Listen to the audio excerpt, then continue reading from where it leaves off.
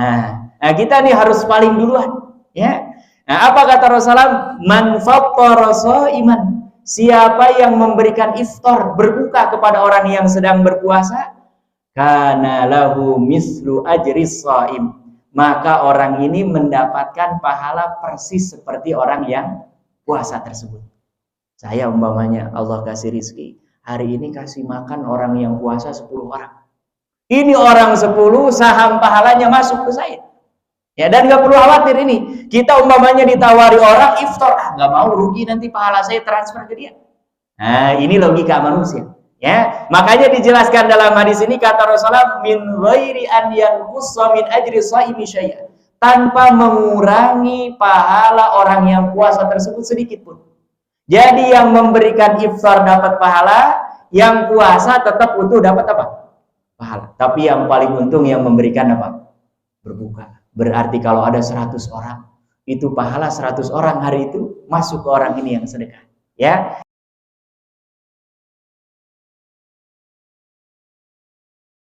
Barakallahu fiikum. Bismillahirrahmanirrahim. Assalamualaikum warahmatullahi wabarakatuh. Masih pada lemes ini, belum pada sarapan. Alhamdulillah. Tandanya puasa beneran nih ya. Alhamdulillah. Alhamdulillahirabbil alamin wa bihi nasta'in wa ala umuri dunya waddin.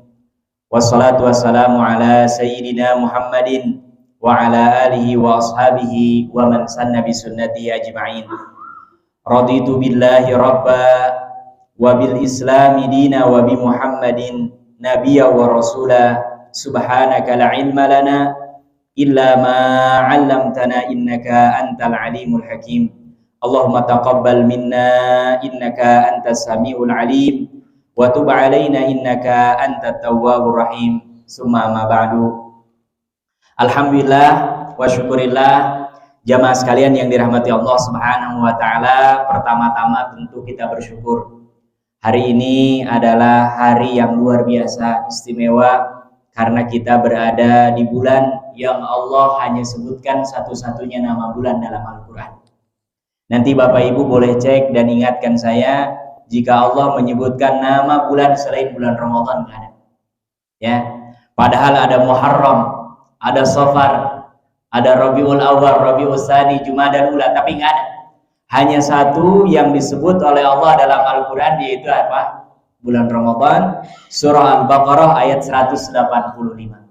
Syahrul Ramadan alladzi unzila fihil Quran. Bulan Ramadan, bulan diturunkannya Al-Quran. Dan biasanya orang kalau disebutkan itu tandanya penting, memiliki keistimewaan. Ya, umpamanya dalam sebuah pertemuan biasanya jarang disebut semua, karena kalau disebut semua pengajiannya nggak jadi. Habis waktu untuk menyebutkan apa? Nama orang, biasanya kepalanya saja, gitu ya.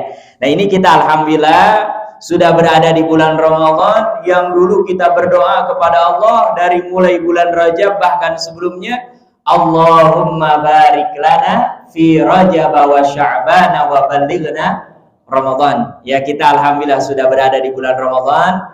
Mudah-mudahan Allah panjangkan umur kita, sehat walafiat, dalam rangka memperbanyak ketaatan kepada Allah Subhanahu wa taala. Salawat dan salam kita bacakan, sanjungkan kepada kekasih kita Habibana wa Nabiyana Muhammad sallallahu alaihi wasallam. Doa kepada Allah dengan keberkahan majelis ini, mudah-mudahan kita semua diberikan keistiqomahan. Ini yang mahal nih, istiqomah. Ya, karena beriman, berislam itu sebagaimana yang selalu diingatkan oleh para khatib Jumat, wala tamutunna illa wa antum muslimun. Kalau kita nggak betah tinggal di perumahan ini, nyari perumahan lain. Nggak suka pakai jaket, pakai jubah. Nggak suka pakai jubah, pakai pakaian apapun. Mau pakai peci, nggak pakai peci, silahkan. Tapi kalau urusan Islam, urusan iman, tidak boleh kita tanggalkan, bahkan sekalipun nyawa taruhannya. Karena apa? Kita nanti berjumpa Allah harus betul-betul tidak boleh ragu, tidak boleh bimbang. La ilaha illallah Muhammadur Rasulullah. Makanya kita doa mudah-mudahan istiqomah. Yang kedua, kita doa mudah-mudahan Bapak Ibu jamaah sekalian yang dirahmati Allah Subhanahu wa taala, ini kita sedang ditatap oleh malakal maut. Ya. Ini Bapak mau duluan apa mau belakangan kira-kira? Halo? Ya. Mau saya belakangan Bapak duluan atau Bapak duluan saya belakangan ini kira-kira?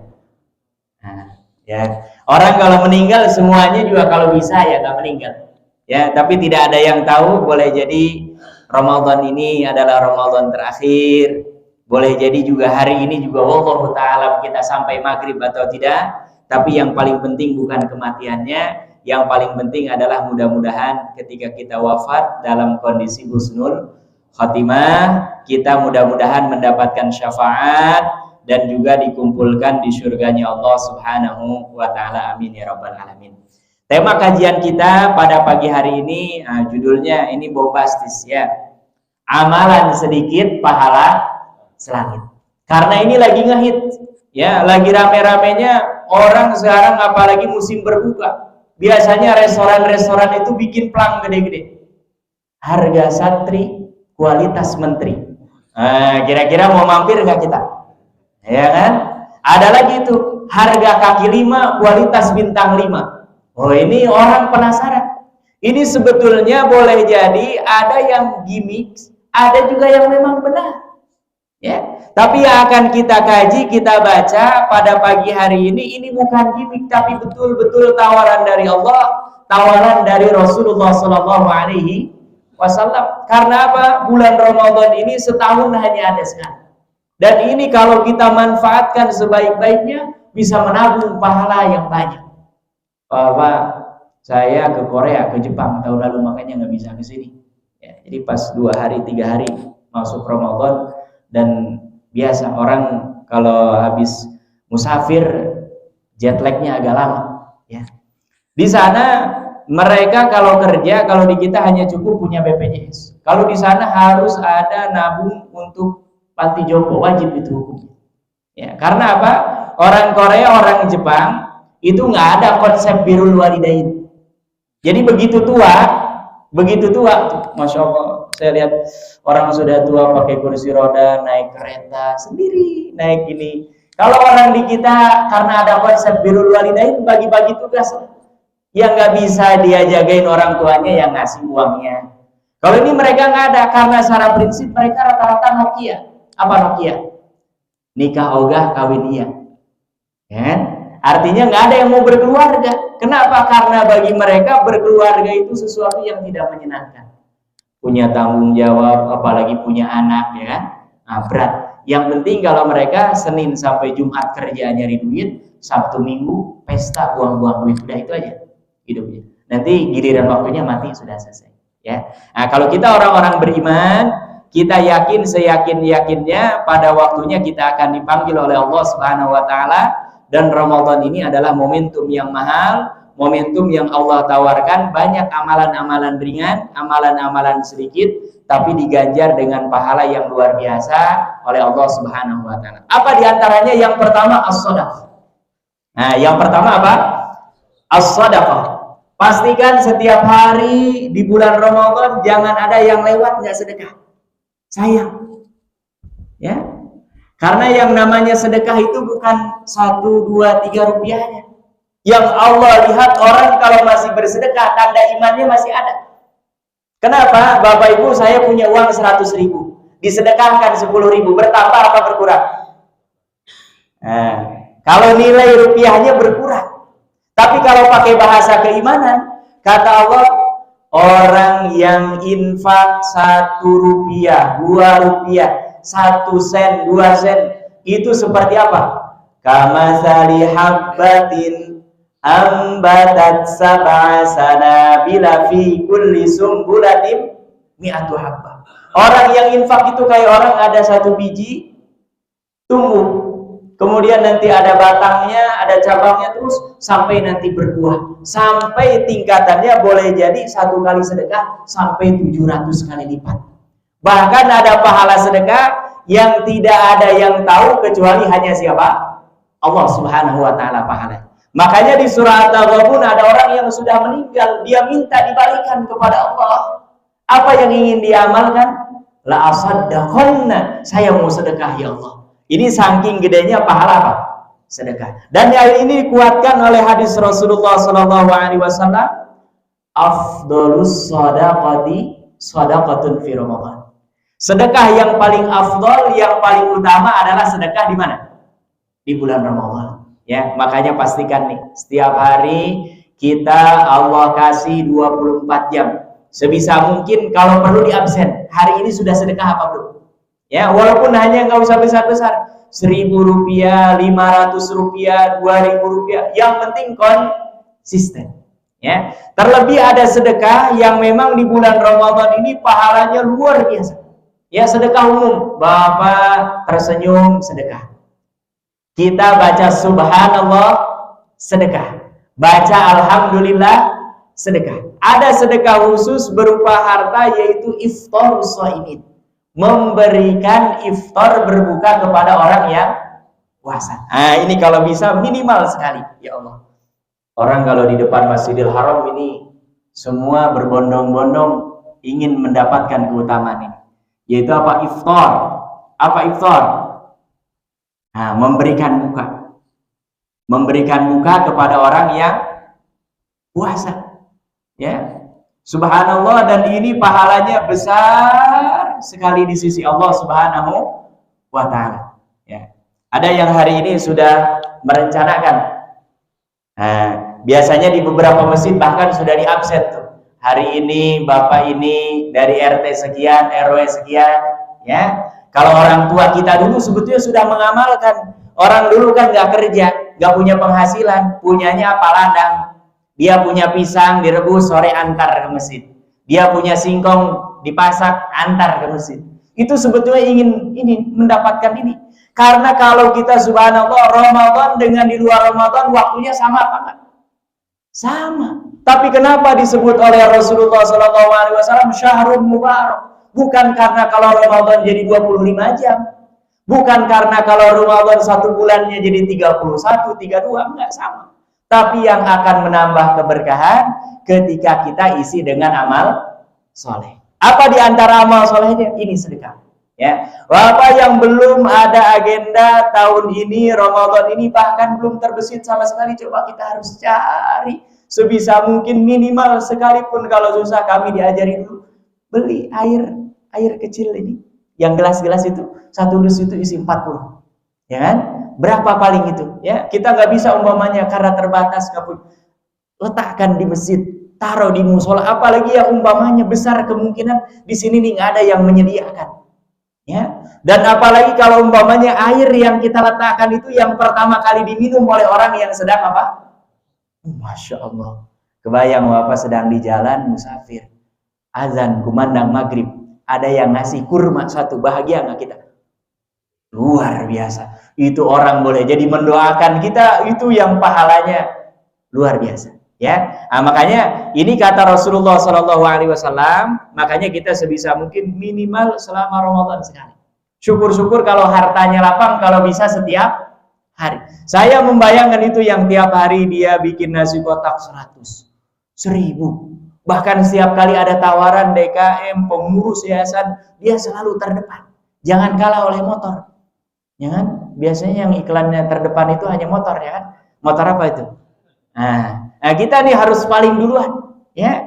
Nah, apa kata Rasulullah? Man fattara shaiman, siapa yang memberikan iftar, berbuka kepada orang yang sedang berpuasa, kana lahu mislu ajris shaim, maka orang ini mendapatkan pahala persis seperti orang yang puasa tersebut. Saya umpamanya Allah kasih rizki, hari ini kasih makan orang yang puasa 10 orang. Ini orang 10, saham pahalanya masuk ke saya. Ya, dan nggak perlu khawatir ini. Kita umpamanya ditawari orang iftar, nggak mau, rugi nanti pahala saya transfer ke dia.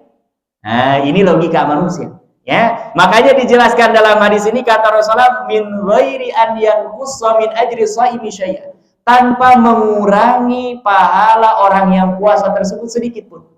Jadi yang memberikan iftar dapat pahala, yang puasa tetap utuh dapat apa? Pahala. Tapi yang paling untung yang memberikan apa? Berbuka. Berarti kalau ada 100 orang, itu pahala 100 orang hari itu masuk ke orang ini yang sedekah. Ya, makanya ini kita sebisa mungkin coba kita agendakan. Ini amalan sedikit tapi pahalanya apa? Selangit. Kita bisa nggak sehari puasa banding 10? Nggak mungkin, dan memang nggak ada waktunya, ya kan? Apalagi banding 100, banding 1000. Ya, makanya orang-orang yang Allah berikan amanah agnia, orang-orang kaya ini, Ramadan ini sebetulnya adalah tawaran yang luar biasa. Termasuk kita yang tidak punya apa-apa, minimal kita bisa menyediakan tuh air putih saja sudah.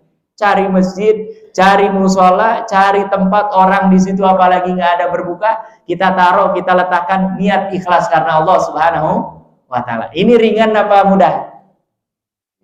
Ringan insya Allah. Ya, tinggal yang paling penting ini harus ada niat. Ya, biasanya kita seolah-olah agama ini susah. Kalau memberikan iftar harus membuat makan 100 orang, ya memang tidak semua orang bisa. Tapi yang namanya kita insya Allah punya air, punya makanan walaupun sedikit, kalau perlu sengaja ini datang ke masjid tukeran tetangga gitu. Ya, makanan supaya yang ini dapat pahala iftar, yang ini dapat pahala apa? Iftar. Kami di pesantren biasanya dulu kayak gitu. Jadi saya beli makan apa, teman beli apa, supaya saya nyobain dari teman, kita nyobain penyedia, dua-duanya dapat apa? Pahala. Ya, jadi yang pertama amalan sedikit, pahala selangit di bulan Ramadan apa? Sedekah. Ada yang sudah sedekah belum hari ini? Nah, ini ya. Inilah bedanya kita dengan para sahabat Rasulullah Shallallahu Alaihi Wasallam. Karena apa? Para sahabat itu mereka sangat rakus dengan amal soleh. Bayangkan, Bapak Abu Bakar habis sholat subuh kayak gini, di absen Rasul. Man zara minkumul yauma maridan, siapa yang pagi-pagi gini sudah menjenguk orang yang sakit. Abu Bakar angkat tangan, dan masih ada beberapa sahabat yang lain. Siapa yang hari ini sudah sedekah? Ada Abu Bakar angkat, subuh-subuh buta seperti ini dia sudah sedekah.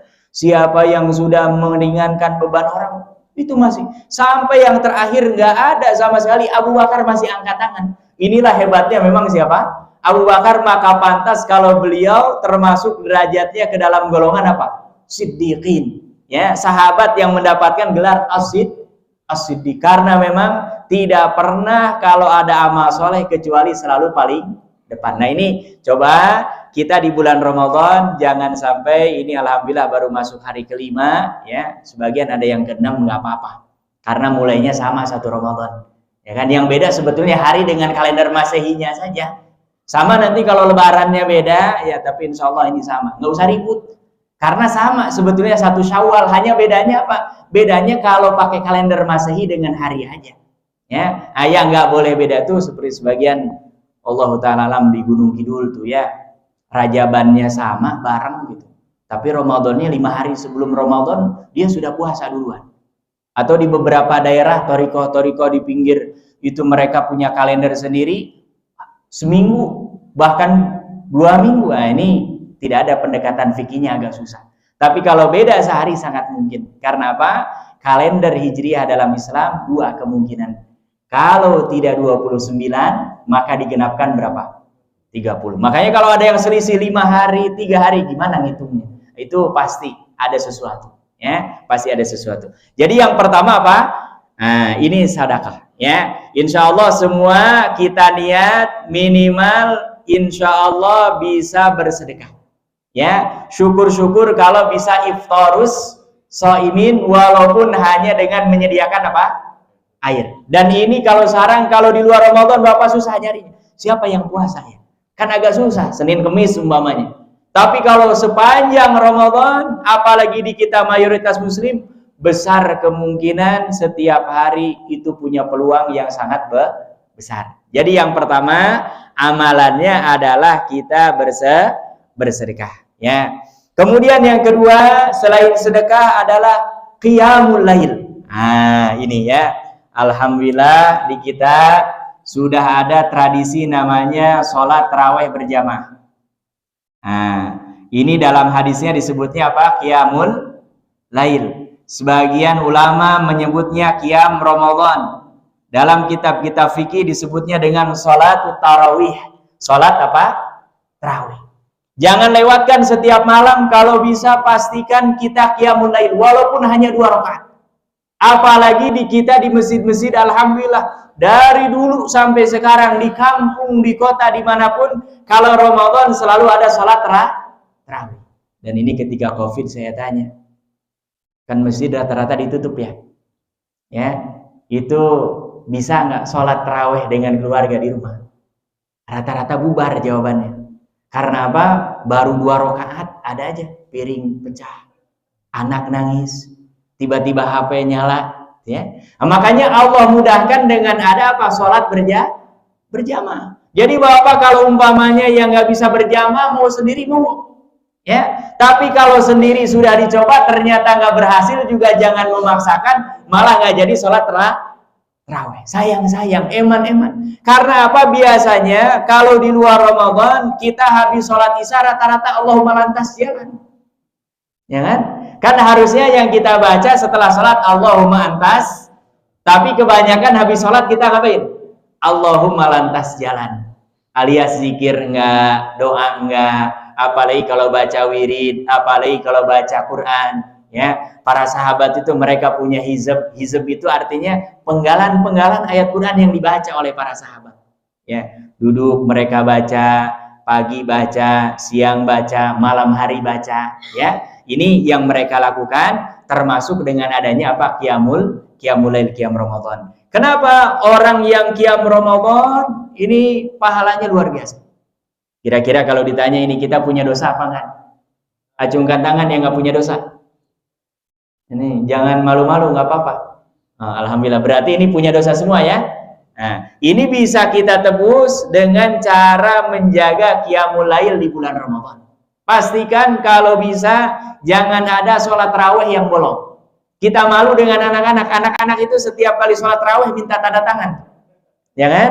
Setiap kali dengar pengajian minta tanda tangan. Padahal mereka sebetulnya banyak yang belum mukallaf, belum balik. Mereka nggak puasa saja nggak akan ditanya oleh Allah. Justru kita nih bapaknya anak-anak yang harusnya lebih rajin ngabsen. Ngabsennya siapa? Mengabsen diri sendiri. Oh, saya hari ini sholat berjamaahnya gimana? Baca Qur'annya gimana? Tarawehnya ketinggalan atau enggak? Atau jangan-jangan tarawehnya kayak saya orang Sunda, tarak sawareh gitu. Artinya 2 rakaat langsung lari, langsung kabur. Atau ada sebagian yang ikut taraweh itu ghairil maghdubi alaihim waladdallin, baru beri Allahu Akbar. Ada sebagian bahkan ketika mau ruku baru apa? Ikut. Padahal yang namanya tarawih, qiyamul lail, semakin lama berdiri pahalanya semakin banyak. Ya. Semakin lama berdiri, semakin banyak bacaannya, semakin besar pahalanya. Kalau ada sholat tarawih imamnya lama, Bapak jangan protes, yang capek dia. Justru kita makmum nikmati saja. Hanya memang yang jadi masalah biasanya imamnya menikmati, kita makmum karena nggak hafal ayat, jadi seolah-olah bacaannya apa? Lama.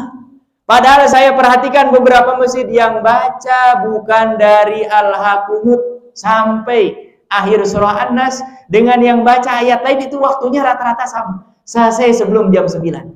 Tapi sebagian kita rata-rata kalau sholat kayak tadi. Ya ayyuhal muzammil. Oh, ini bakal panjang nih, lama nih. Ya. Kenapa? Karena nggak familiar ini ayat. Padahal sebetulnya kalau pakai timer nih, sama. Karena nggak mungkin imam juga di kita sadarnya lewat umpamanya. Kecuali yang memang sudah diumumkan, oh malam ini kita akan baca dari ayat ini sampai ini. Kita baca juz sekian, mungkin lama. Atau seperti di Masjidil Haram, memang tarawihnya ya sampai menjelang sahur gitu ya. Tapi kalau di kita jarang. Nah, tapi kenapa kita seolah-olah lama? Karena memang ayatnya tidak familiar. Kalau umpamanya kita hafal ayatnya, sebetulnya takarannya nanti bisa dibuka lembarannya, itu besar kemungkinan sama. Ya. Tapi kalau surah-surah pendek, rata-rata kita sudah hafal. Jadi seolah-olah tidaklah lama. Ya. Apa kata Rasulullah SAW? Ini biasanya setiap kali sholat tarawih selalu dibacakan hadis ini.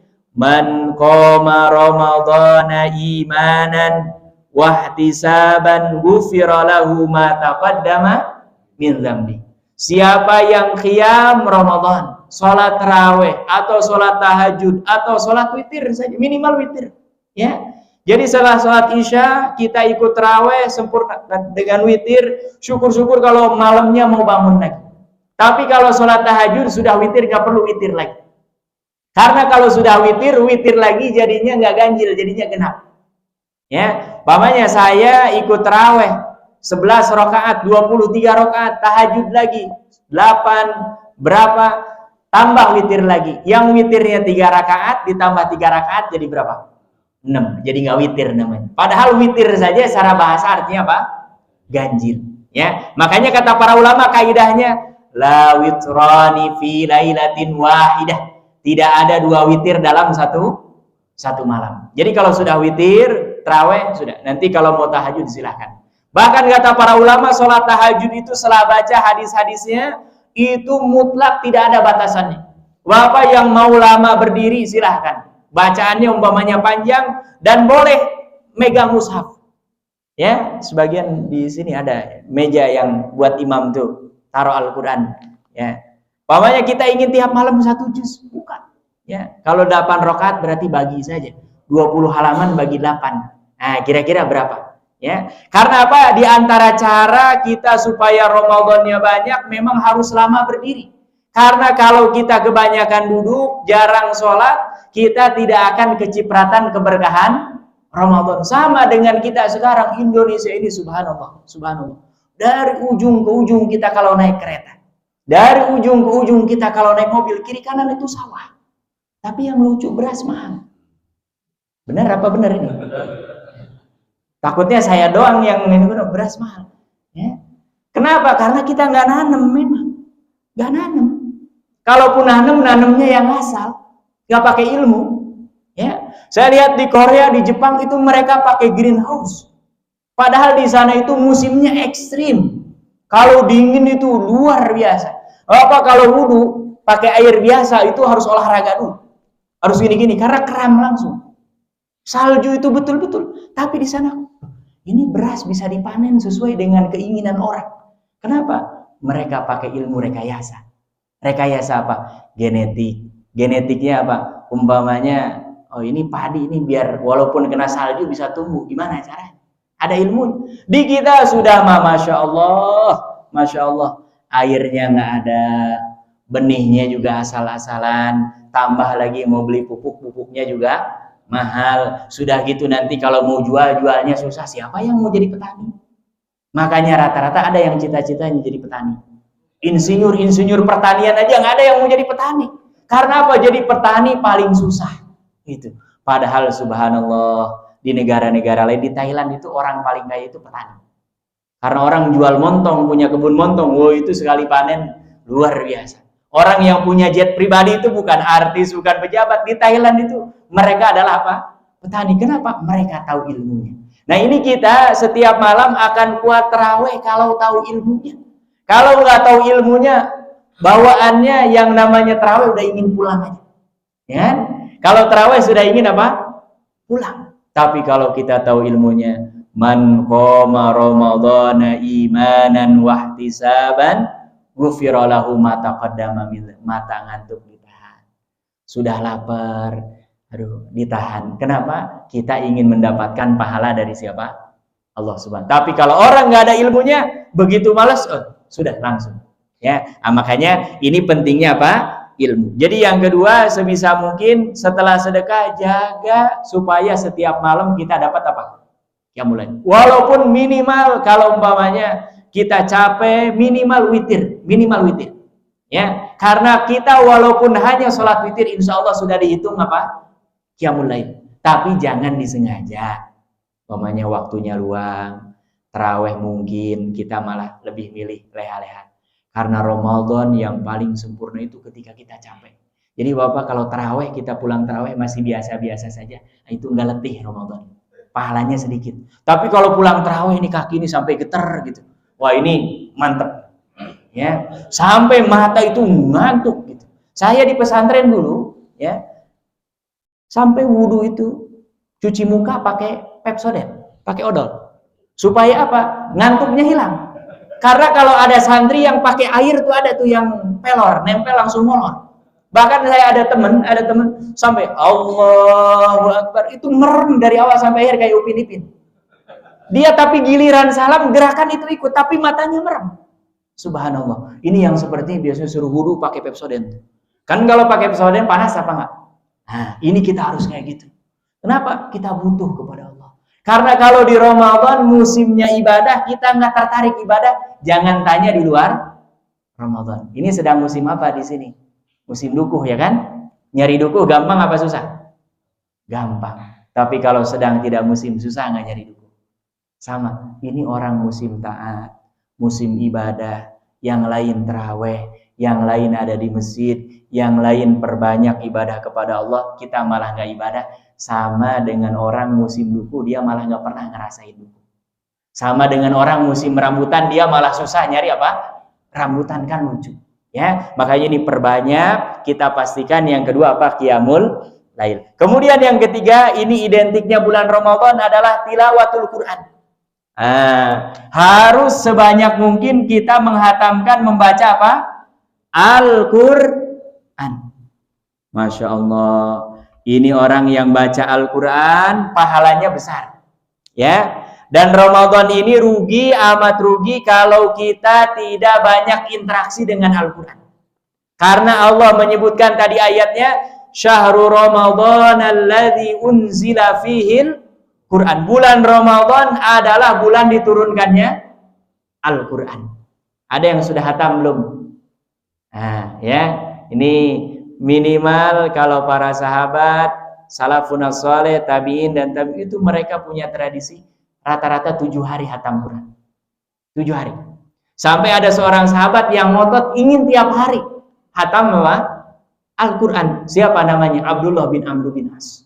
Sampai diadukan kepada Rasulullah, ini anak kecil, pemuda bukan orang kalau sudah bau tanah umpamanya, rajin baca Quran yang mau kemana lagi memang. Makan sudah kurang enak, tidur juga sudah kurang nyenyak. Mau ngapain lagi kalau nggak banyak amal? Tapi ini pemuda sedang luar biasa. Ya, kata Rasulullah, betul Anda tiap hari hatam Al-Quran 1 kali. Ya, kata Rasulullah, kurangi 7 hari. Apa kata Abdullah bin Amr bin As? Saya masih kuat. Saya pemuda masih kuat Rasulullah. Sampai akhirnya kata Rasulullah, sudah, jangan kurang dari 3 hari. Ya, makanya sebagian ulama ada yang memakruhkan orang hatam membaca Al-Quran kurang dari berapa? 3 hari. Walaupun ada beberapa sahabat, umpamanya Utsman bin Affan, itu 1 malam hatam Al-Quran. Ya, makanya Utsman bin Affan itu ditusuk dari belakang, nggak kerasa dia sedang sholat. Kerasa ketika bacaannya selesai. Ya, kalau kita justru malah lagi baca Quran segala kerasa. Ini repot nih. Kenapa nggak menikmati baca Quran gitu? Sama dengan kalau yang lain, umpamanya apa? Kita bisa anteng. Tapi kalau sedang sholat, sedang baca Quran, apapun jadi ingat. Kenapa? Inilah janji setan minta kepada Allah. Kita ini akan digoda dari depan, dari belakang, dari kiri, dari kanan, gitu. Jadi kalau umpamanya Bapak nggak berhasil setan nih ngajak kita supaya nggak baca Quran, kita akan baca Quran tapi nggak betah baca Quran. Makanya orang kalau umpamanya susah tidur baca Quran aja. Ya, kalau susah tidur apa? Baca Quran, cepet udah. Ya. Termasuk kalau Bapak umpamanya gelisah, udah datang aja ke masjid. Apalagi sedang ada ceramah, yakin baru duduk beberapa menit saja sudah Allah kasih itu. Ya. Kenapa? Karena setan memang nggak mau itu. Ya, karena apa? Ke tempat yang lain saya jarang dan bahkan tidak pernah. Di stadion umpamanya ada orang ngantuk tuh nggak ada. Tapi kalau di majelis taklim orang ngantuk itu malah banyak. Gitu. Tapi kalau di tempat tarawih orang ingin cepat itu malah apa? Banyak. Karena memang nggak mau itu setan. Masya Allah. Ini termasuk baca Quran kita harus paksakan. Bapak bagaimana caranya? Kalau di luar Ramadan kita baca 1 ayat, minimal di Ramadan 2 ayat. Minimal 3 ayat gitu. Kalau di luar Ramadan kita baca 1 surat, di Ramadan minimal berapa? 2. Harus dilipat gandakan. Caranya bagaimana? Kita wudhu menghadap kiblat. Mau kalau memungkinkan di masjid, kalaupun di rumah pastikan betul-betul kondusif. Karena apa? Ibadah itu jangankan kita atur, kita niatkan, kita rapikan, sudah sedemikian lupa saja kadang-kadang banyak gangguannya. Ini tadi saja mau pengajian, udah macam-macam. Wah, hujan nih. Yang keluar bukan orangnya, tangannya. Padahal keluar orang hujan, gerimis. Ya salam. Kayak kita hidup di Abadah ada payung, ada apa. Kecuali hujannya umpamanya memang kita kalau turun memang basah semua, baru gerimis ya, gerimis ya. Nah, itulah memang setan ya. Makanya kita harus cari cara. Yang namanya ibadah itu sama dengan mendaki bukit, gunung. Butuh apa? Perjuangan. Tapi kalau yang namanya bukan ibadah kayak turun gunung, kita mau nggak mau cepet tuh, lonjong. Nah, ini kita baca Al-Quran. Bagaimana caranya? Setiap hari ditarget. Kita mau baca berapa? Kalau para sahabat dulu mereka punya wirid namanya Fammi Bisyauqin. Hatam Al-Quran dalam 7 hari. Hari pertama baca Al-Fatihah. Yang kedua surah Al-Maidah. Jadi hari pertama baca dari surah Al-Fatihah sampai sebelum Al-Maidah. Kemudian hari yang ketiga huruf ya, surah Yunus. Ya, ini kalau kita kan rata-rata hatam Quran pakai juz. Kalau dulu para sahabat hitungannya pakai nama apa? Surat. Fammi Bisyauqin. Hari keempat Bani Israil. Ya, nama lain daripada surah Al-Isra. Ya, kebanyakan kalau mushafnya mushaf Madinah, ya standar Utsmani rata-rata ditulisnya nama suratnya apa? Al-Isra. Nama lainnya Bani Israil. Mushaf-mushaf Indonesia yang lama saya lihat nama suratnya masih pakai Bani Israil. Ya. Kemudian setelahnya Bisyauqin Syu'ara. Hari kelima surah Syu'ara Bisyauqin. Kemudian hari yang keenam Wassafati Saffa, dan yang terakhir hari yang ketujuh yaitu apa? Qaf. Ya, surah Qaf sampai surah An-Nas. Nah, ini minimal kita, Bapak Ibu yang dirahmati Allah Subhanahu wa taala, niat minimal 1 kali hatam. Bagaimana caranya? Caranya setiap hari berarti kita baca 1 juz. Bagaimana mensiasatinya? Boleh setiap selesai sholat baca 2 lembar. Ya, sholat maghrib duduk baca 2 lembar. Sholat isya duduk baca 2 lembar. Sholat subuh, zuhur sama. Karena apa? Rata-rata hampir semuanya 1 juz itu 20 halaman. Ya, 20 halaman, nah kita bagi 5. Atau umpamanya seperti saya agak susah sholat 5 waktu karena khususnya zuhur, asar itu kita di jalan ngajar banyak godaannya. Siasati habis subuh sampai syuruk duduk di masjid tilawah Al-Quran. Insya Allah, apalagi yang bacaannya sudah lancar, sudah terbiasa, selesai malah setengah jam 1 juz.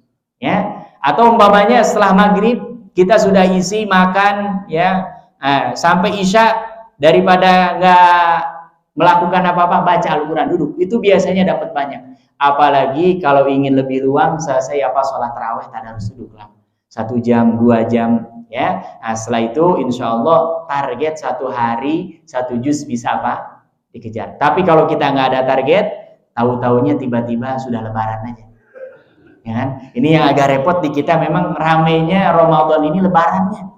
Gitu. Baca Qur'annya nggak pernah di absen, udah ngitungnya THR tanggal berapa nih. Padahal THR nggak perlu dihitung, udah yakin bakal datang. Tapi kalau Al-Quran nggak dibaca ya nggak mungkin.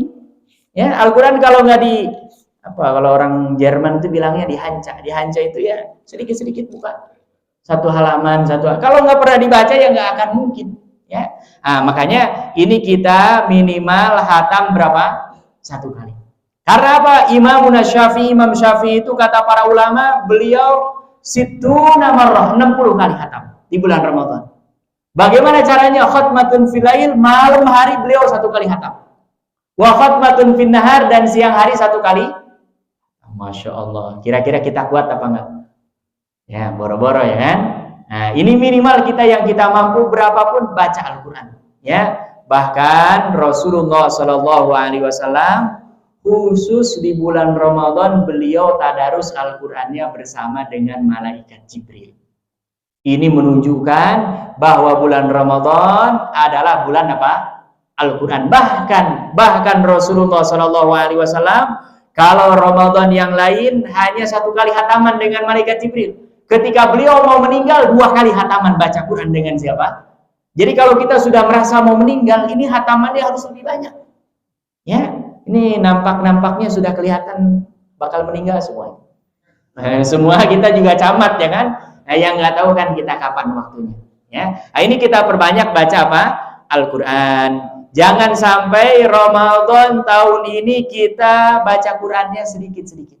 Itulah bedanya kita dengan para sahabat. Kalau para sahabat sedikit-sedikit baca Quran, kalau kita baca Qurannya, nah bedanya banyak apa sedikit? Sedikit.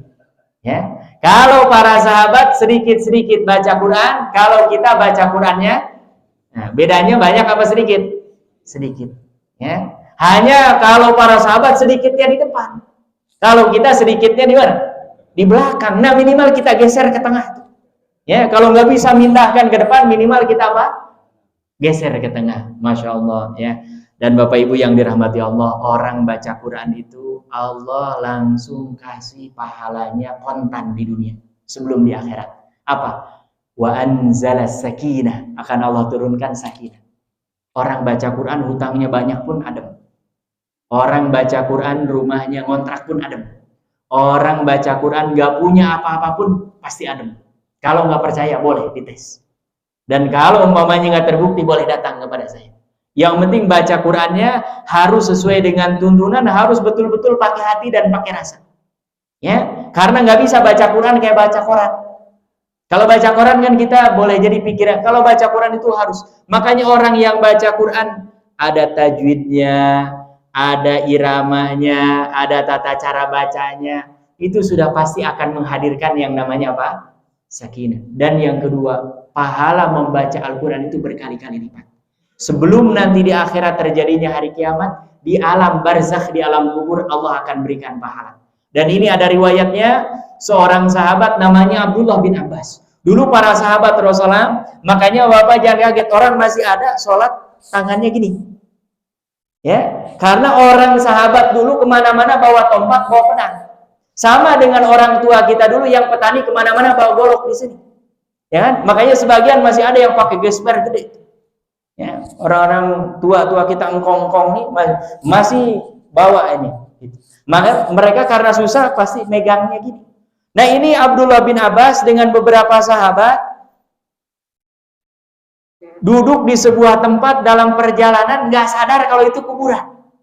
Kalau di kita kan kuburan itu ketahuan. Kalau di negara-negara Arab itu umpamanya ada saudara kita yang dikuburkan tanpa kita tahu di mana lokasinya, nggak mungkin kita akan bisa ziarah, nggak mungkin.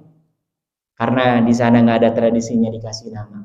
Kalau di kita kan namanya siapa, bapaknya siapa, lahirnya kapan, ya kan, meninggalnya di mana bahkan ada, ya kan. Sebagian bahkan ada cirinya, ya. Nah ini di sana nggak ada. Orang ya batu saja.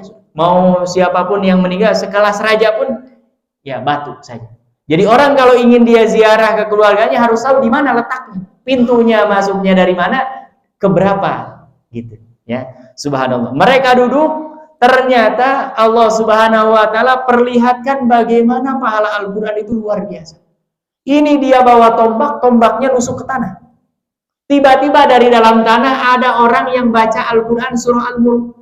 Tabarakalladzi biyadihil mulku wa huwa ala kulli syai'in qadir. Alladzi khalaqal mauta wal hayata liyabluwakum ayyukum ahsanu amala. Kirain mau berhenti ini. Ya kan? Ternyata hatta khotamah. Kata Abdullah bin Abbas sampai hatam ini ayat terakhir dia baca surah Al-Mulk. Kalau sekarang mungkin kejadiannya nggak terlalu aneh. Boleh jadi orang punya MP3, MP4 ya kan. Jatuh ketusuk kan nyala powernya tuh. Selama baterainya masih ada kan ketusuk bisa nyala tuh. Tapi ini masalahnya abad di mana Rasulullah SAW hidup. Ya nggak ada MP3, MP4 ini baru tahun berapa. Subhanallah. Makanya pulang ke kota Madinah diceritakan kepada siapa? Rasulullah SAW. Wahai Rasulullah, kami di tengah jalan gak sengaja, kirain bukan kuburan, kita duduk, ternyata ada yang nusuk di antara kami. Kok ada terdengar orang membaca Al-Quran? Apa kata Rasulullah? Itulah keutamaan surah Al-Mulk. Hiyal munjiyah, surah Al-Mulk itu menjadi penyelamat. Hiyal waqiyah, pelindung. Jadi orang sampai meninggal, kalau dia rajin membaca surah Al-Mulk, itu Allah akan jaga utuh jasadnya. Bahkan masih bisa baca Quran di mana? Di liang lahat. Ya, kebayang kalau kita rajin baca surah yang lain. Apalagi hatam dari awal surah Al-Fatihah sampai apa? Surah An-Nas. Satu surat saja begitu luar biasa. Ya, ini di mana di alam barzah. Kemudian nanti di alam akhirat Al-Quran ini akan memberikan syafaat. Ya, makanya beruntung yang punya anak di pesantren Al-Quran, yang punya anak yang diajari adalah Al-Quran. Kita ini kalau sudah meninggal nggak butuh apa-apa. Kita hanya butuh dikirim Al-Fatihah. Kita hanya butuh dikirim, kalau sebagian yang membolehkan pendapat ulama, dihadiahkan pahala baca Al-Quran. Yang lain-lain kita sudah nggak butuh tanah, nggak butuh kiriman apa-apa. Yang kita butuhkan adalah doa dan kebaikan dari siapa? Anak-anak kita. Dan anak-anak yang baik itu pasti diantaranya karena pengaruh Al-Quran. Karena kalau tidak ada pengaruh Al-Quran, orang tuanya sudah nggak ada. Nggak akan ditegur lagi. Kalau masih hidup kan, kamu ini kok nggak berbakti. Lebaran kok nggak datang, kan mungkin masih tegur. Tapi sudah mati mau gimana? Tapi anak yang orang tuanya sudah masuk liang lahat, bahkan sudah hancur lebur jasadnya, dia masih mendoakan, dia masih ingat kepada orang tuanya, tanda anak yang apa? Berbakti. Ya, makanya ini kita pastikan di bulan Ramadan ini jadikan momentum baca Al-Quran. Termasuk Bapak yang baru belajar, jangan malu-malu. Jangan malu-malu. Karena apa? Orang baca Quran itu jangankan mahir, dia ya tata susah saja dapat pahala. Ya, ada nenek-nenek baca. Idza jaa nasrullahi wal fath. Masih lancar, orang baru duduk dia. Waraitan nasa yadkhuluna fi dinillahi afwaja. Masih bisa ngikutin pas ayat terakhir. Innahu kana tawwaba. Nih baca nih. Dia malah baca. Innahu kawat tembaga. Masya Allah. Ternyata nenek ini baru ganti gigi palsu. Kan gigi palsu pakai kawat tembaga gitu. Jadi dia keluar lagi. Kenapa? Karena orang sudah tua, matanya sudah ngeblur, telinganya sudah kurang, padahal ustazahnya di depan. Tapi harusnya innahu kana tawwaba, malah innahu kawat tembaga. Masya Allah, ya kan? Tapi kalau nggak disengaja masih tetap dapat pahala. Makanya kata Rasulullah, walladzi yatata'u fihi, orang yang belajar Al-Quran tertatih-tatih. Saya ngajar alhamdulillah. Sampai sekarang ini Bapak alumni tahun 81 Undip. Rata-rata sudah punya cucu. Ya, saya kan nggak tahu yang gigi palsu atau nggak gigi palsu. Ya kan? Pak baca sa. Ternyata gigi palsu begitu. Sa copot semua. Masya Allah. Ini pahalanya banyak. Padahal dia kalau sudah ada giginya sebetulnya sudah nggak wajib. Mau gimana lagi? Nggak akan sempurna. Tapi memang baca sa. Yang betul memang pangkal lidahnya harus apa? Ke gigi atas. Tapi karena kita nggak tahu, saya nggak tahu. Coba baca. Begitu gigi depannya copot. Wih, ini pahalanya luar biasa. Ya. Dan masih semangat ingin apa? Belajar Al-Quran. Dan saya sudah cek bahkan ada yang pernah belajar umurnya 85 tahun. Kalau serius, sungguh-sungguh 2 tahun itu insya Allah bisa baca Quran lancar. Ya, walaupun sudah umurnya 60, 70. Yang penting sepekan minimal 2 kali dan jangan putus-putus. Insya Allah 2 tahun sesulit apapun pasti bisa. Ya, karena apa? Bahasa Al-Quran ini ada huruf-huruf yang memang nggak ada, umpamanya saya orang Sunda. Nggak ada pak. Nah itu tuh butuh tuh. Atau sebagian ada yang da-nya itu medok. Ya, atau ada sa susah. Ya, atau ada lagi yang logat-logat yang memang sulit. Bahkan di beberapa daerah ada ustaz-ustaz yang dakwah, subhanallah susah. Alhamdulillahi rabbil alamin. Karena jadi nggak semua. Ya, itu nggak bisa, Pak. Dibenerin sekali benar, nggak lagi. Sekali benar, nggak lagi. Tapi dia memang selama nggak disengaja balik lagi ke logat asalnya, itu insya Allah masih dapat apa? Pahala. Tapi dia wajib untuk belajar. Ya, jadi ini Ramadan duduk di masjid, habis setiap selesai sholat, apalagi yang sudah tidak ada aktivitas, baca Al-Quran. Jangankan baca Al-Quran kita mahir, baca Al-Quran kita indah, bagus, kita terbata-bata saja dapat pahala. Bahkan kata Rasulullah, pahalanya 2. Ajrul qiraah wa ajrul masyaqqah. Pahala dia mau baca dan pahala dia kesulitan untuk membaca. Oh, bayangkan baca apa yang dinilai dapat 2 poin yang ada. Orang baca puisi salah, nggak enak, nilainya 0. Orang baca apapun nggak sesuai ini, tapi baca Quran tidak sampai ideal pun masih dapat apa? pahala. Makanya rugi kalau di bulan Ramadan, bulannya Al-Quran, orang justru malah jarang-jarang baca Al-Quran. Ya, kemudian yang keempat sebelum terakhir, sebisa mungkin Bapak Ibu yang dirahmati Allah, agendakan minimal di 10 hari terakhir al-i'tikaf. Ya, kita i'tikaf. Ingat, i'tikaf bukan istrikaf. Nah, karena banyak nih, awal-awal Ramadan kita semangat fokus ibadah, 10 hari terakhir ingatnya istri terus.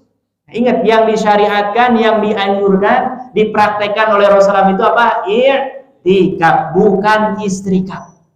Ya, justru mau 10 terakhir datangin istri terus. Ya, bawaannya ini harus diprogramkan sebisa mungkin kita perbanyak i'tikaf. Yang paling ideal memang i'tikaf itu dari malam 21 sampai sholat Idul Fitri di masjid aja udah. Zikir, baca Quran, taubat, baca istighfar, baca sholawat, baca apapun terserah.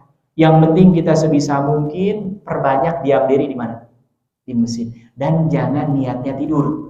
Walaupun kalau tidur bonus itu nggak apa-apa. Harus niatnya apa? Biniyatil ibadah taqarruban lillahi ta'ala. Diam di masjidnya harus niat apa? Ibadah. Karena ada orang ke masjid ngadem. Ya. Walaupun nggak apa-apa nih, ya.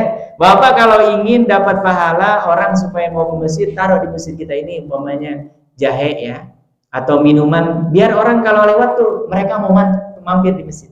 Tapi lama-kelamaan keseringan dia mampir kan, masa waktu sholat dia nggak ikut sholat, ya kan? Waktu ada pengajian masa cuma minum doang lari kan nggak mungkin tuh, ya kan? Itu cara mancing orang supaya mereka mau ke masjid. Makanya anak-anak dulu tuh dekat dengan masjid. Kenapa? Karena memang mainannya mau kemana kalau nggak ke masjid.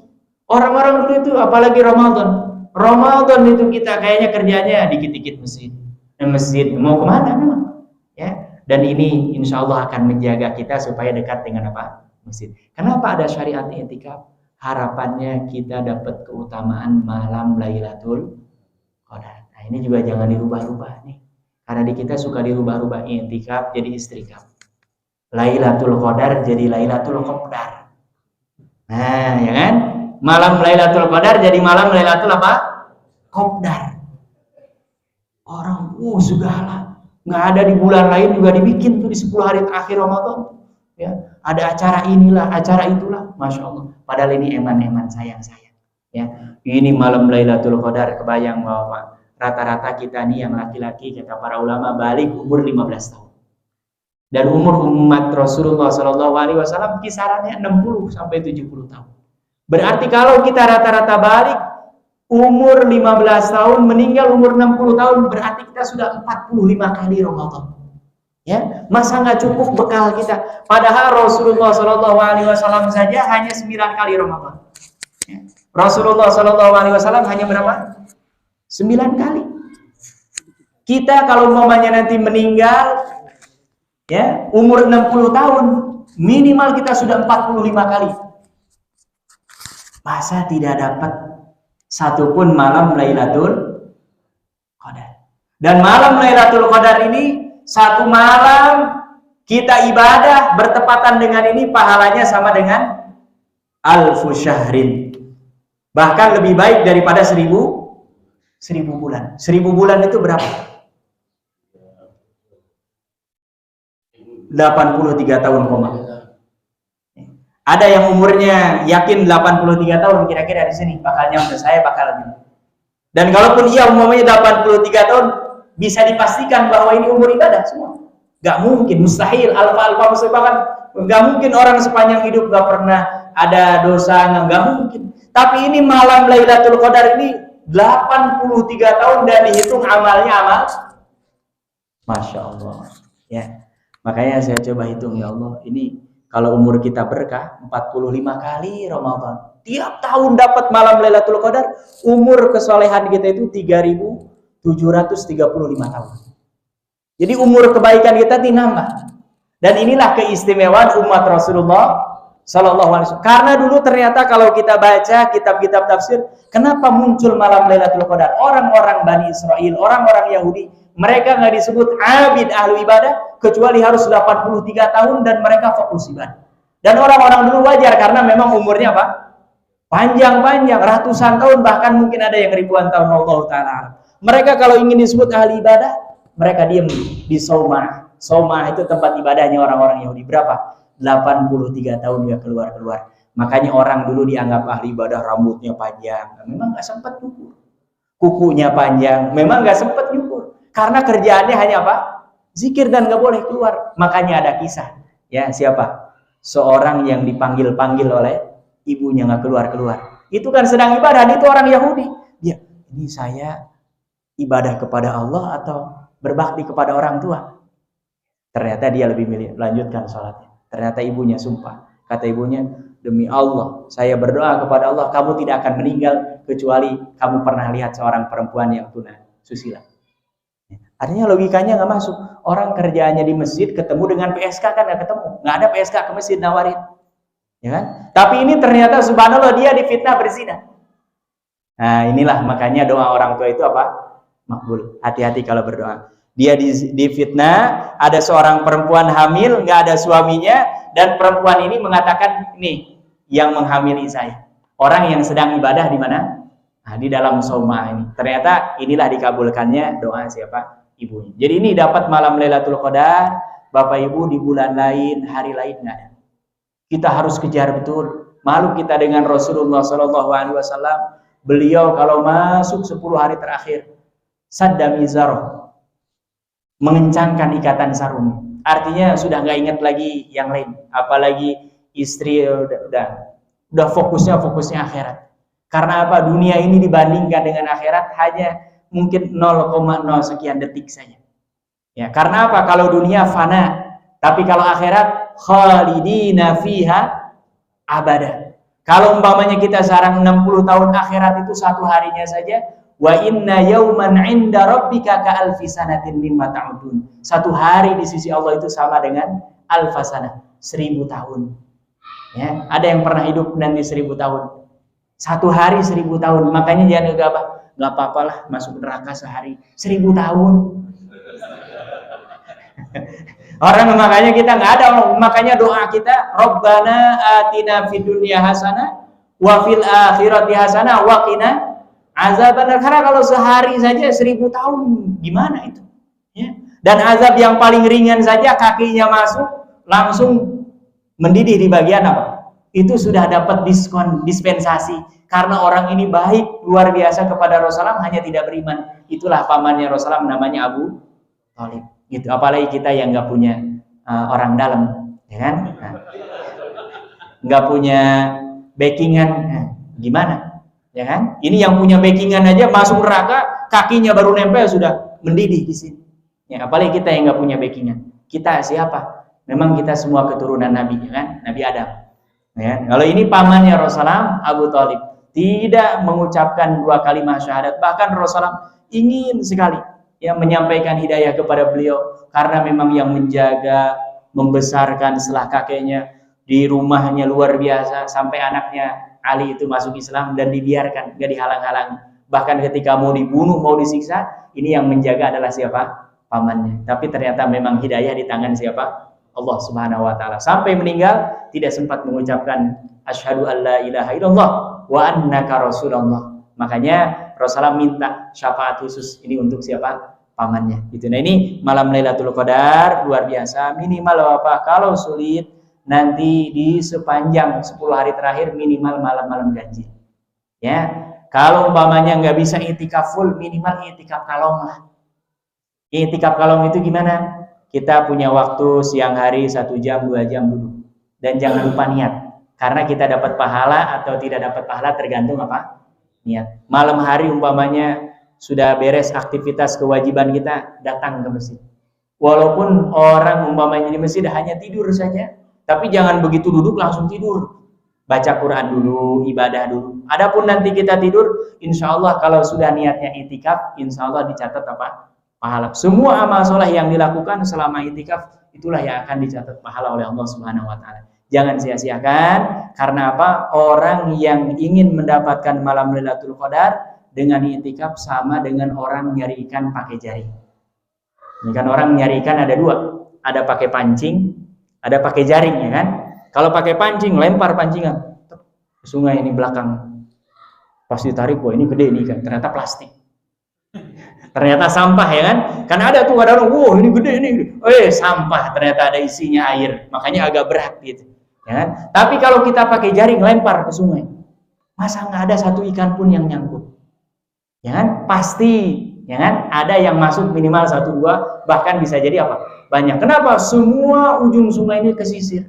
Tapi kalau tadi mancing, wah ini kayaknya malam Lailatul Qadar ke masjid. Wah ini kayaknya sedekah. Wah ini ibadah, tapi malam-malam lainnya santai-santai. Ini kayak orang mancing, kayak dapat, ternyata yang dapat apa? Sampah. Tapi kalau yang pakai jaring, nah ini diantara caranya yang paling mudah dengan apa? Itikaf. Insya Allah mudah-mudahan bisa dapat apa? Malam Lailatul Qadar. Ya. Kemudian yang terakhir sekali, ini yang membutuhkan persiapan, ya harta tidak sedikit, al-i'timar yaitu umroh. Ya, ini Bapak jangan sampai kita Allah amanahkan harta habis semua dan tidak ada untuk ibadah, bahkan tidak ada untuk memprogramkan ibadah. Ya, kita dipikirkan beli mobil, beli apa, bahkan yang sifatnya hanya aksesoris. Hidup ini yang mahal sebetulnya bukan kebutuhan pokok, aksesoris. Dan orang semakin banyak hartanya, aksesorisnya itu semakin nambah. Jangan sampai aksesoris kita nambah, tapi yang intinya malah nggak bertambah. Termasuk ini ibadah. Wa ma khalaqtul jinna wal insa illa liya'budun. Yang Allah titipkan amanah hartanya banyak, minimal programkan seumur hidup sekali minimal pernah umroh di bulan Ramadan. Jangan sampai umpamanya kita ke negara ini pernah, ke Eropa, ke Amerika. Sebagian orang yang uangnya banyak tuh ke negara, tapi umroh di bulan Ramadan mahal. Ini kayaknya nggak nyaman lagi penuh-penuhnya, ya kan? Justru inilah indahnya dan tawaran pahalanya yang luar biasa. Karena kalau umrah di luar Ramadan biasanya rata-rata sekarang 32 juta, 30 juta. Kalau di Ramadan seperti ini bisa sampai 45 bahkan 50.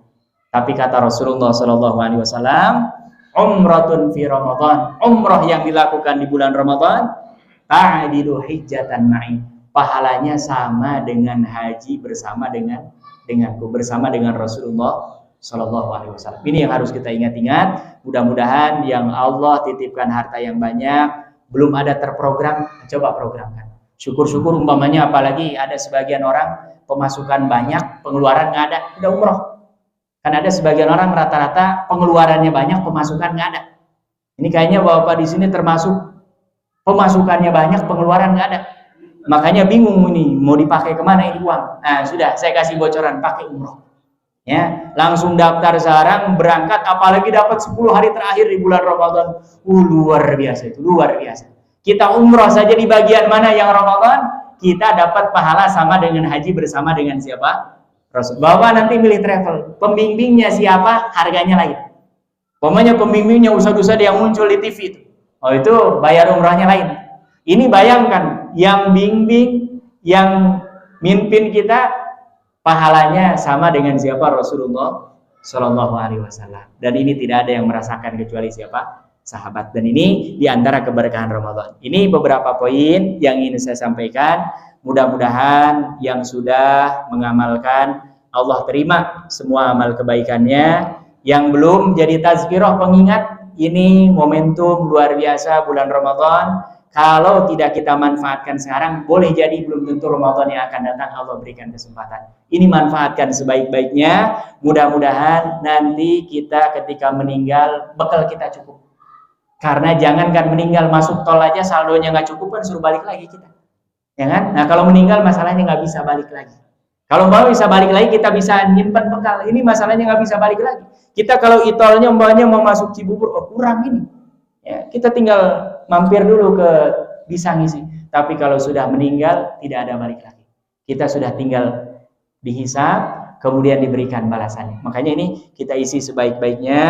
Mudah-mudahan Ramadan ini menjadi Ramadan terbaik. Karena kita lemah, kita manusia biasa, tidak bisa sepanjang tahun memfokuskan banyak ibadah. Jangan sampai di bulan Ramadan musimnya ibadah justru malah kita leha-leha daripada apa? Ibadah. Kita isi dengan sebaik-baiknya. Ini tadi beberapa hal yang insya Allah amalan-amalannya ringan bisa kita, yang penting ada niat, dan yang paling penting insya Allah akan diganjar dengan pahala yang luar biasa dari Allah Subhanahu wa Ta'ala. Ini saja yang bisa saya sampaikan. Ada sesi tanya jawab? Ada. Fadhal. Alhamdulillah. Sudah terjawab Bapak ya. Amalan sedikit, pahala selangit. Apa aja tadi? Sedekah.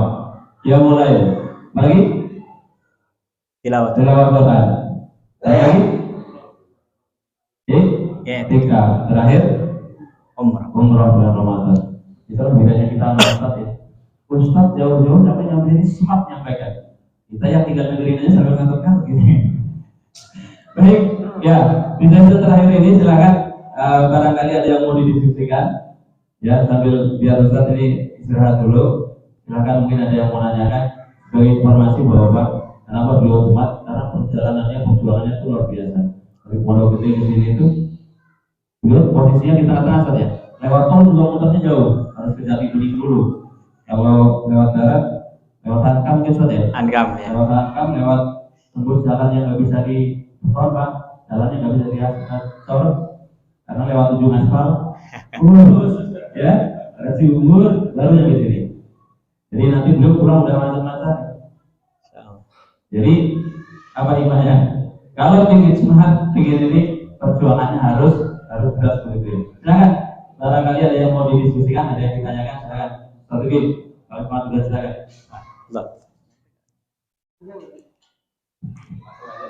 Langsung, boleh. Ya. Assalamualaikum warahmatullahi wabarakatuh.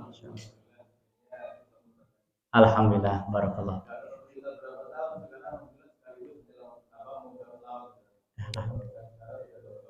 Alhamdulillah. Amin ya Rabb, ya Rabb, ya Rabb.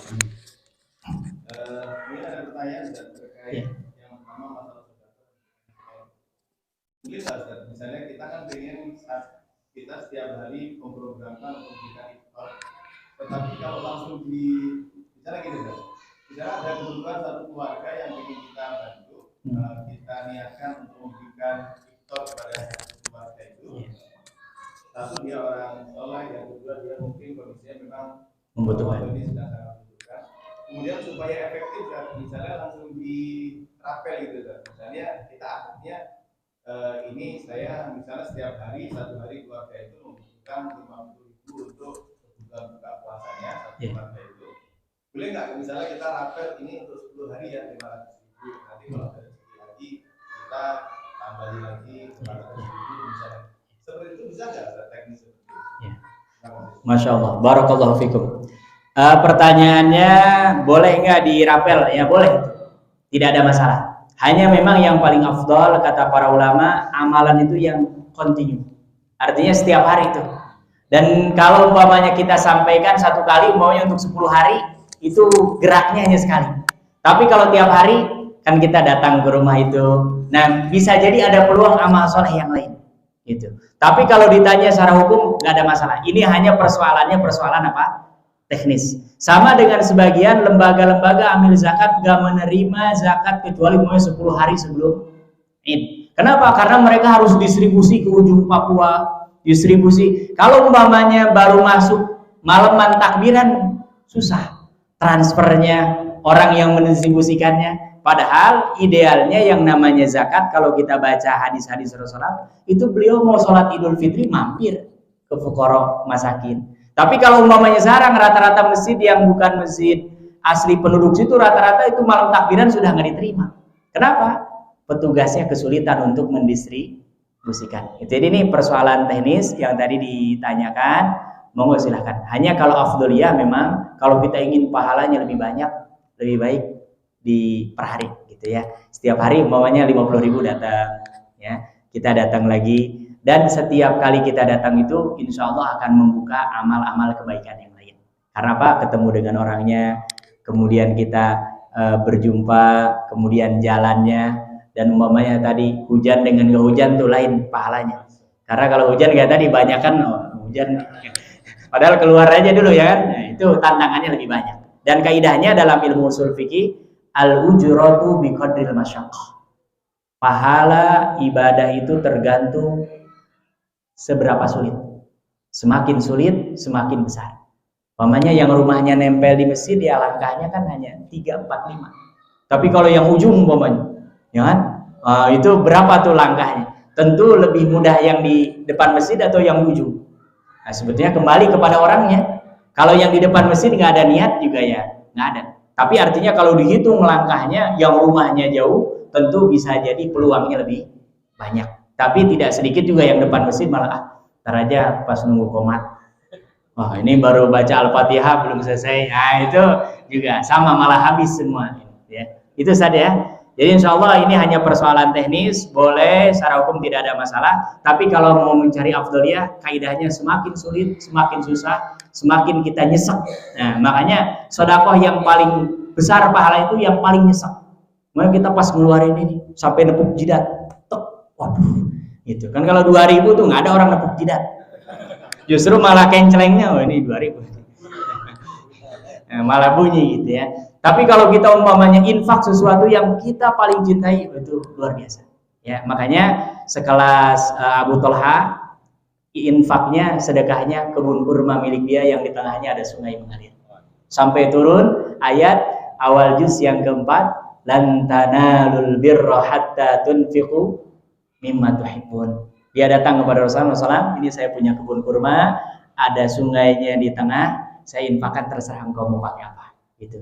Nah, ini luar biasa. Ya, nah kita belum sampai ke sana, minimal harus sedekah, paksakan, walaupun hanya berapapun. Karena apa? Tabiatnya yang namanya manusia itu bakhil, apalagi terkait dengan harta. Wa innahu lihubbil khairi lasyadid, kata. Sesungguhnya orang itu terhadap al-khair kata para ulama tafsir adalah al-mal, harta. Ya, lasyadid itu amat sangat. Makanya dalam Islam diatur warisan itu bukan diatur oleh yang paling tua, bukan. Yang paling tua itu biasanya hanya membagikan saja. Makanya kalau dia nggak membagikannya sesuai dengan petunjuk Allah, siap-siap nanggung. Allah sudah menentukan. Kalau ada orang ini meninggal, ahli warisnya ini si fulan dapat sekian, si fulan dapat sekian. Orang hanya bagi saja. Kenapa? Karena kalau disuruh manusia yang membagikan, pasti ini akan jadi problem. Makanya Allah langsung yang bagi supaya meminimalisir apa? Masalah. Ya, karena apa? Urusan harta, jangankan yang lain, bapak anak aja bisa berantem. Saya agak nangis. Ada seorang tua yang dipenjarakan gara-gara ngambil semangka di kebun anak. Ini luar biasa, semangka gitu. Kalau umpamanya ngambil emas segede semangka, masih kan ini semangka berapa sih? Ya, ada yang bahkan ngambil kayu bakar. Itu insyaallah ini luar biasa. Sampai dipidanakan. Dan itu menurut saya hakim yang memutuskan juga nggak bijak. Gitu ya, nggak bijak sampai betul ini mencuri, tapi maksudnya nilai masa semangka. Saya baca beritanya aja, ya Allah, pertama anaknya ini berarti luar biasa tidak berbaktinya, dan yang kedua yang memutuskan juga menurut saya tidak bijaksana. Karena apa? Orang nilainya segini kok bisa. Yang kedua juga dalam Islam anta wa malu kali abika. Jangankan dia ngambil semangka, semuanya mau diambil juga memang punya siapa? Bapaknya, orang tuanya. Allah taala itu ya. Nah, ada lagi yang lain masih penasaran nih? Silakan. Ada lagi? Betul.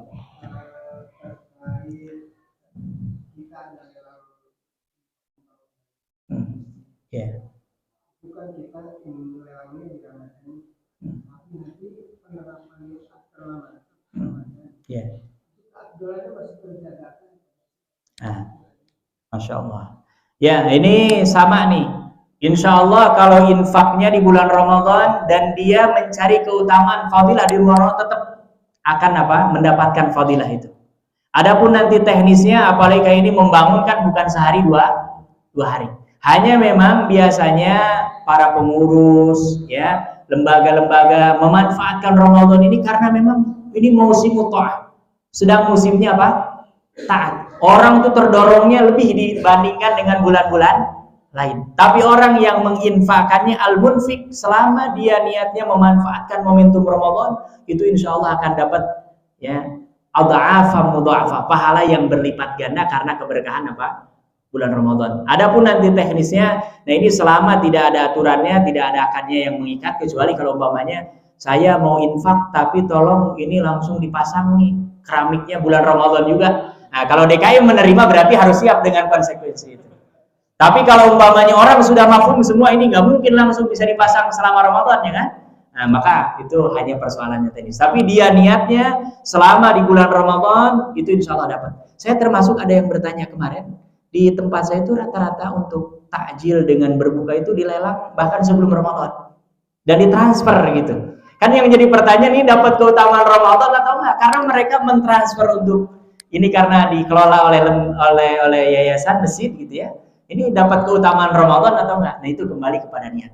Karena kita niatnya untuk nanti takjil iftar di bulan Ramadan insya Allah ya. Menurut saya dan pandangan para ulama insya Allah itu dapat keutamaan itu. Makanya ini pentingnya apa?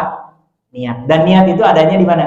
Di hati. Pikiran kita, jiwa kita untuk apa? Ya. Nah, makanya penting itu menghadirkan itu ya. Dan itu akan hadir kalau dia ada ilmunya. Kalau nggak pakai ilmu ya orang seolah-olah, saya kadang-kadang suka menyayangkan gitu ya, musim Ramadan seperti ini banyak ladang pahala, orang main transfer aja. Itu harus niat itu. Harus hadir dalam jiwanya ini saya ibadah. Karena kalau orang transfer tanpa ada dia meniatkan itu nggak dapat pahala. Harus ada niat dalam hatinya, oh, saya memang meniatkan untuk ibadah, untuk sedekah, untuk infak gitu. Karena kalau orang hanya main transfer saja, tidak ada bedanya dengan orang yang non-muslim yang dia juga menginfakkan sebagian hartanya hanya untuk kemanusiaan. Makanya itu pentinglah niat ya. Insyaallah jadi nggak perlu khawatir ini kalau ada yang untuk pembangunan masjid, membangun apapun di jalan Allah Subhanahu wa taala dilaksanakan di bulan Ramadan, insyaallah akan mendapatkan fadilah keutamaan Ramadan. Yang penting tadi niat karena Allah Subhanahu wa taala insyaallah akan dapat keutamaan itu. Ya makanya ini pentingnya Bapak-bapak niat. Allah taala. Nah, masih ada lagi? Ya, yang lain. Kemungkinannya dua, paham banget atau nggak ada yang nyangkut ini? Tapi kayaknya insya Allah ini bawa paham banget ini. Ya. Insya Allah. Oh, ada, masih ada. Ada, ya. Mas Wari. Mas Wari ini tinggalnya mau ngangkat, tinggalnya mau nanya. Ada yang lain? Baik, kalau nggak ada yang lain saya yang nanya Ustaz. Fadhal. Tapi di luar tema Ustaz. Ya. Jadi Ustaz menyinggung sedikit terkait dengan harta warisan. Nah, pertanyaannya adalah bagaimana kalau ada seorang orang tua yang sebenarnya anak-anaknya itu sudah dewasa dan sudah berkeluarga semua, tetapi belum mau membagikan harta warisannya ya, jadinya itu warisan. Karena alasannya biasanya kalau orang tua sudah bagi warisan katanya jadi seperti kayak dikucilkan gitu loh. Orang tuanya hanya didesain yang ditempatin aja misalnya. Yeah. Itu biasanya terjadi itu di kampung saya gitu. Di kampung saya itu orang-orang tua itu rata-rata pemikirannya begitu rata-rata. Seperti apa? Yang pertama terkait dengan warisan, harta disebut harta warisan kalau yang punya harta ini sudah meninggal. Gitu. Jadi misalnya kita ada sebagian orang tua yang sudah dibagi-bagi. Istilah di kitanya tradisinya disebutnya warisan karena memang dari orang tua. Tapi kalau orang tuanya masih hidup itu bukan warisan secara syariat. Itu bisa jadi hibah, hadiah dan boleh, nggak ada masalah. Tapi harta warisan itu kata para ulama ya tahaqqaq hina mautil waris. Disebut harta warisan itu terjadi ketika harta ini ada dan orang yang memiliki harta ini meninggal dan ada ahli warisnya. Jadi kalau seperti tradisi di kita ada sebagian sudah dibagikan ya, kamu rumah yang ini, kamu yang ini, itu secara syariat dia bukan waris yang dimaksud gitu ya. Nah, tapi istilah di kita orang selalu menyebutnya apa? Warisan. Dan itu bagaimana hukumnya? Nggak ada masalah, boleh. Tapi harus jelas akadnya, karena dalam Islam tidak ada satu benda pun yang pindah kepemilikan dari A ke B. Imma bay', kecuali umpamanya akadnya jual beli. Hibah, warisan harus jelas. Nggak boleh ada satu benda pindah tadinya milik A jadi B. Ini harus tanyakan apa akadnya di situ. Kalau akadnya sedekah, oke. Akadnya apa? Harus jelas. Akadnya minjem lain dengan jual beli, gitu ya. Nah, ini terkait dengan yang tadi ditanyakan. Ini memang banyak tradisi di kita. Termasuk saya selalu menyayangkan sebagian orang kalau meninggal rata-rata ditunda pembagian warisan itu. Padahal semakin ditunda semakin rumit. Ya, apalagi umpamanya ada orang meninggal. Ada ahli warisnya meninggal, belum dibagi juga nih. Ntar ahli warisnya ini kan harusnya dia udah bagi lagi nih ke yang bawahnya, karena dia yang dari yang ahli waris yang pertama aja belum dapat ya kan, dia jadi nggak ketahuan hartanya yang mana. Dan semakin kesini apalagi generasi ketiga, itu udah semakin sulit baginya. Apalagi di kita rata-rata warisan itu berupa harta tanah. Ya, makanya alangkah baiknya begitu meninggal, duduk bareng, undang, atau kalau kita sudah tahu ilmunya sudah tinggal bagi. Minimal kalaupun nggak dimiliki dalam artian dimanfaatkan, minimal sudah tahu, oh ini dapat jatahnya ini, oh ini dapat jatahnya ini, dan secara kepemilikan berarti sudah milik mereka. Adapun nanti tradisi di kita biasanya ada yang ngolah, ada yang apa, itu hanya soal teknis. Tapi kepemilikannya harus jelas. Orang yang meninggal ini hartanya, ahli warisan ini, maka ini dapat ini, dapat ini, dapat ini. Ya, ini saya banyak harta warisan ini menjadi problem karena memang rata-rata dibagikan sudah orang tuanya meninggal. Anaknya juga sebagian sudah ada yang meninggal, jadi yang menerima warisan ini sudah tangan ketiga gitu. Nah ini harus ngerunut dulu dari awal meninggal, ini ahli warisnya bagi, ntar dia punya harta lagi, dia meninggal lagi, bagi lagi ke bawahnya. Tapi kalau tadi ini belum dibagi, nah itu biasanya problem, susah ya. Maka langkah baiknya kalaupun enggak harus lapang dada ya. Pamannya ada yang kurang, yang penting nggak disengaja gitu ya, sudah ikhlaskan karena Allah, kekeluargaan gitu. Jangan sampai nanti dibawa ke akhirat. Tapi hukum asalnya itu kalau nggak dibagi sesuai akan berlanjut sampai di akhirat. Karena itu yang bagi langsung Allah. Ini fulan dapat sekian, dapat sekian, dapat sekian. Tapi kalau umpamanya kayak tadi karena kebanyakan kita lalai ini, orang tuanya meninggal biasanya, bapaknya yang meninggal nanti nunggu ibunya dulu biasanya. Ya, apalagi hartanya umpamanya hanya rumahnya atau apa. Sebetulnya nggak apa-apa rumahnya ditinggali, tapi sudah ketahuan oh anak pertama dapat jatahnya sekian meter umpamanya. Bahkan sebagian orang Betawi itu kan langsung disekat-sekat tuh, ya kan? Nah itu sebetulnya lebih baik ketimbang umpamanya dibiarkan karena tadi umpamanya anak pertama dia dapat jatah, dia meninggal, kan harusnya warisannya pindah lagi ke siapa? Ke anaknya lagi. Ini karena belum dibagi, jadi nggak agak susah itu ininya, gitu ya. Jadi ini alangkah baiknya kita kalau yang diamanahi, apalagi biasanya anak-anak yang paling tua atau yang dituakan di keluarga, segera bagikan. Minimal muncul sudah kepemilikannya, oh ini fulan dapat ini, dapat ini, dapat ini, sekian. Adapun nanti pemanfaatannya, mau rumahnya itu ditempati oleh siapa, nggak ada masalah. Ya, yang jelas memang cara pembagiannya harus disegerakan. Karena apa? Kalau tidak semakin kesini biasanya semakin rumit, sulit, dan kadang-kadang banyak masalah yang sulit dipecahkan. Allah Ta'ala. Ada yang lain lagi?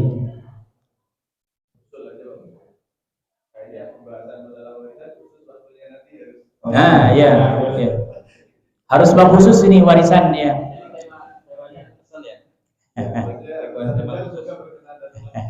Nah, insya Allah. Tapi ini berarti kayaknya harta warisannya banyak-banyak semua ini.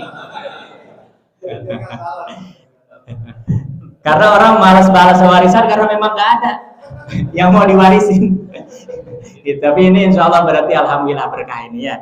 Alhamdulillah. Nah, insya Allah. Baik, mudah-mudahan nanti kita diberikan kesempatan dari Allah SWT dimanjakan umurnya supaya ketemu Ustaz lagi dalam waktu yang lain dengan tema yang lain. Ya. Silakan sebelum terakhir dari yang terakhir, nggak ada. Baik kalau nggak ada, silakan Ustaz bisa menyampaikan kesimpulan sebelum itu. Alhamdulillah kita dari awal sampai akhir ya niat karena Allah Subhanahu Wa Taala. Bapak Ibu, ini momentum Ramadan mahal ya. Yang mahal karena memang Ramadan ini adanya setahun sekali. Mari kita manfaatkan sebaik-baiknya. Bahkan boleh jadi tidak sedikit tahun lalu masih ada yang duduk samping kanan kiri kita, hari ini sudah nggak ada. Ya, beberapa hari ke belakang ada di antara kita yang mengantar ke kuburan, pada waktunya kita yang akan diantar. Ini Ramadan ini tawaran dari Allah supaya kita ringan sedikit, tidak banyak, mudah, tapi diganjar dengan pahala yang banyak oleh Allah Subhanahu Wa Taala. Saya mengajak kepada diri sendiri dan kita semua yang hadir di sini, kita siapkan bekal terbaik kita. Mudah-mudahan Ramadan ini menjadi Ramadan yang terbaik. Ini saja yang bisa saya sampaikan. Alhamdulillahirabbil alamin. Subhanakallahumma wa bihamdika, asyhadu an la ilaha illa anta, astaghfiruka wa atubu ilaik. Assalamualaikum warahmatullahi taala wabarakatuh. Menyampaikan materinya pada kita semua, dan mudah-mudahan lelahnya beliau diganjar oleh Allah Subhanahu wa taala dengan terbaik dari Allah Subhanahu wa taala. Maaf Ustaz, kami tidak bisa menyiapkan air minum buat Alhamdulillah. Alhamdulillah. Alhamdulillah. Kami cukup sekian. Kami Wassalamualaikum warahmatullahi wabarakatuh. Sehat ya. Alhamdulillah insyaallah.